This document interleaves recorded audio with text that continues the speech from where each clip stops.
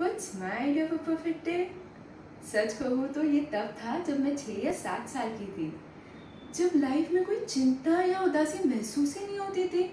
अगर भी कुछ चिंता था तो ये था कि मैंने अपना स्कूल का असाइनमेंट मिस तो नहीं कर लिया, या तब जब मैं गलती से अपना आइसक्रीम फ्लोर पे गिरा देती। लाइफ वाज सो सिंपल, कितनी आसान थी। जैसे जिंदगी में कुछ ऐसा था ही नहीं जो मुझे चोट दे सकता था। पर अब everything has changed. Life is so unstable. But what if I could magically get my perfect day back? Maybe the perfect day could be just a day out with my family and then going up to my friends and telling them how great it was.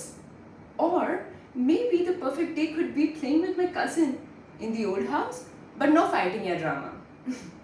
Just two kids playing together. Or maybe the perfect day could be just a normal regular day at school, when kids were not loud or mean, and the teachers would discipline those who deserve it, not the innocent ones.